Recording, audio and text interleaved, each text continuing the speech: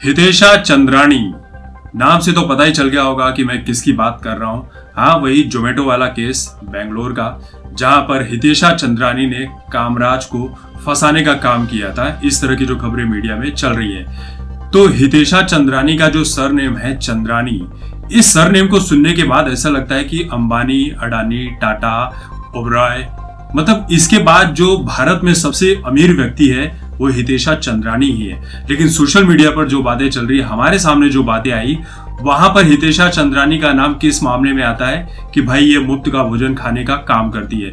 जहां पर भी मुफ्त का भोजन मिला ये वहां पर पहुंच जाती है। इस तरह की बातें लोग सोशल मीडिया पर कर रहे हैं। देखिए, हितेशा चंद्रानी के ऊपर बहुत सारे मीम्स बन गए, बहुत सारी बातें हो रही हैं। दीदी को बहुत सारे क्रिटिसिज्म फेस करने पड़ रहे हैं। यानी जो फेम चाहिए था सोशल मीडिया से वो तो ऑलरेडी इस दीदी को मिल ही गया, लेकिन यही फेम अब हितेशा चंद्रानी के लिए सिरदर्द बन चुका है। हितेशा चंद्रानी के फॉलोअर्स लाखों की संख्या पार कर चुके हैं, लेकिन हितेशा को अब ये डर लग रहा है कि ये जो फॉलोअर्स, ये जो फेम उन्हें मिला है, अब ये सब कुछ उनके अगेंस्ट ही जा रहा है। और यही जो सिरदर्द है उनके लिए उनकी जिंदगी का बहुत बड़ा सबक भी बनते जा रहा है। क्योंकि शुरुआत में जब हितेशा को समर्थन मिला तो उनके फॉलोअर्स बढ़े, लेकिन उसके बाद जब जोमेटो वाले लड़के कामराज को समर्थन मिलना शुरू हुआ, तब जोमेटो वाले लड़के ने हितेशा चंद्रानी के ऊपर एफआईआर करवा दी। फिर क्या हुआ, हितेशा चंद्रानी के ऊपर एफआईआर होते ही हितेशा बेंगलोर छोड़कर महाराष्ट्र भाग गई। अब सारी चीजें जो है वो हितेशा चंद्रानी के खिलाफ जा रही है। यहाँ तक कि शुरुआत में जो उनके फॉलोअर्स 1,16,000 तक पहुंच गए थे, अब सीधे ही 16,000 फॉलोअर्स कम हो गए। यानी अब उनके फॉलोअर्स 1 लाख हो चुके हैं। और हो सकता है कि कुछ दिन में वो फॉलोअर्स जो 25,000 से शुरू हुए थे शायद वहीं पर आकर खत्म हो जाए। यानी कि जिस चीज के लिए इतनी नौटंकी की गई वो भी चीज नहीं मिली और ऊपर से बदनामी अलग हो रही है। लेकिन बात यहीं पर खत्म नहीं हो जाती। हितेशा ने अब एक नया ड्रामा शुरू कर दिया है। ड्रामा ऐसा है कि सोशल मीडिया पर एक लंबी चौड़ी पोस्ट लिखी है इंस्टाग्राम पर, और वहां पर ये दिखा रही है कि उन्हें जान से मारने की धमकियां मिल रही है, उन्हें जली कटी बातें बोली जा रही है, गालियां दी जा रही है। तो सबसे पहले सुन लीजिए उन्हीं के शब्दों में कि हितेशा चंद्रानी ने सोशल मीडिया पर लिखा क्या है। जब से ये घटना हुई है मुझे परेशान किया जा रहा है, गालियां दी जा रही है, मेरी जान को खतरा है, लेकिन मैं शांत हूं क्योंकि अगर मैं कुछ बोलती हूं तो उसे ट्विस्ट के साथ परोसा जाएगा। मेरे पास कोई पीआर एजेंसी नहीं है जो मुझे सपोर्ट करे या मेरा बचाव करे। मैं अपनी नाक का इलाज करा रही हूं जो उस घटना में फ्रैक्चर हो गई थी।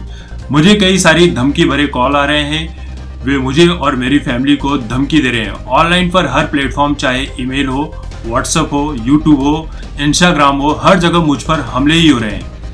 ऑनलाइन नैरेटिव गढ़ा जा रहा है कि मैंने फ्री फूड मांगा, जबकि सच ये है कि जोमेटो ने कहा था कि फूड पहुंचने में देरी हुई तो वे चार्ज नहीं करेंगे। कुछ लोग जिनका इस घटना से कोई लेना देना नहीं है, बिना कुछ जाने ही कमेंट कर देते हैं। हितेशा ने लिखा कि मुझ पर शिकायत वापस लेने का दबाव बनाने के लिए सोशल मीडिया के जरिए कई प्रयास किए गए। मैं भारत की ऐसी नागरिक हूं जो न्यायपालिका में दृढ़ विश्वास रखती हूं। मैं पुलिस के साथ सहयोग कर रही हूं और मैंने बेंगलुरु नहीं छोड़ा है। बेंगलुरु मेरे लिए घर है। मैं सभी नेटिजन से अपील करती हूं कि जब तक मुकदमा पूरा नहीं हो जाता कोई राय ना बनाए।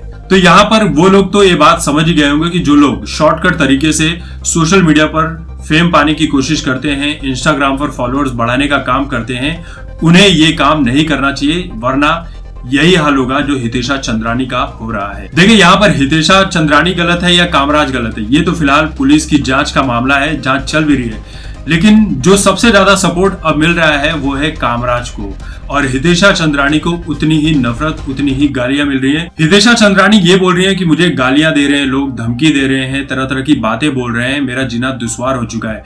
लेकिन हितेशा को ये बात समझनी चाहिए कि उस लड़के कामराज के साथ भी तो यही हो रहा था 2 दिन तक। उसे भी बहुत सारी धमकियां मिल रही थी, गालियां मिल रही थी, तरह तरह की बातें हो रही थी, यहाँ तक कि उसे नौकरी से तक निकाल दिया गया।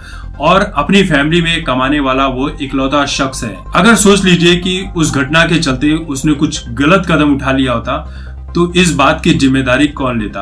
आप तो अपने फॉलोअर्स के साथ मस्त हो जाती। अगर हितेशा को लगता है कि उसने कुछ गलत नहीं किया है तो फिर हितेशा चंद्रानी को डरने की जरूरत नहीं है। देखिए, हितेशा इसलिए डर रही है क्योंकि हितेशा को पता है कि उन्होंने क्या गलत काम किया है। अच्छा, एक बात और निकल कर आई कि इस केस में हितेशा चंद्रानी को सपोर्ट कौन कर रहा है? तनुश्री दत्ता। वही तनुश्री दत्ता जिसने कुछ साल पहले नाना पाटेकर के ऊपर मीटू का केस लगा दिया था। वो भी किस बात के लिए कि 10-12 साल पहले एक फिल्म आई थी जिसको लेकर उन्होंने नाना पाटेकर के ऊपर यह आरोप लगाया था कि नाना पाटेकर ने उनके साथ सेट पर गलत तरीके से बर्ताव किया था, गलत जगह पर हाथ लगाए थे। लेकिन एक बात ये समझ में नहीं आ रही है कि जब तक तनुश्री दत्ता फिल्मों में काम कर रही थी, उनके पास काम था, तब तक तनुश्री दत्ता ने नाना पाटेकर के ऊपर कोई आरोप नहीं लगाया। जब उनके पास कोई काम नहीं है, जब उन्हें आज कोई जान नहीं रहा है, उनकी कोई पहचान नहीं रह गई, तो उन्होंने क्या किया, मीटू के तहत नाना पाटेकर के ऊपर आरोप लगा दिया, जिसमें नाना पाटेकर एकदम बाइज्जत बरी हो चुके हैं। देखिए, असली इंसाफ की जरूरत उन लड़कियों को होती है जो वाकई में, जिनके ऊपर अत्याचार होते हैं, जिनके साथ मारपीट होती है, जिनके साथ बलात्कार जैसी घटनाएं होती है, ना कि इस तरह के लोगों का साथ देना चाहिए जो बॉलीवुड की फिल्मों में काम करने के लिए खुद को गलत तरीके से दिखाती हैं, दूसरों के ऊपर झूठे इल्जाम लगा देती है या फ्री का भोजन वाली जैसी बातें आ रही हैं। तो यहाँ पर बात साफ है कि जो गलत करेगा उसी तो सजा मिलनी ही चाहिए, चाहे वो लड़का हो या लड़की हो। तो दोस्तों, इस वीडियो को लेकर आपकी जो भी राय है कमेंट करके जरूर बताएं। तब तक देखते रहे आपकी बात मुकेश के साथ। धन्यवाद।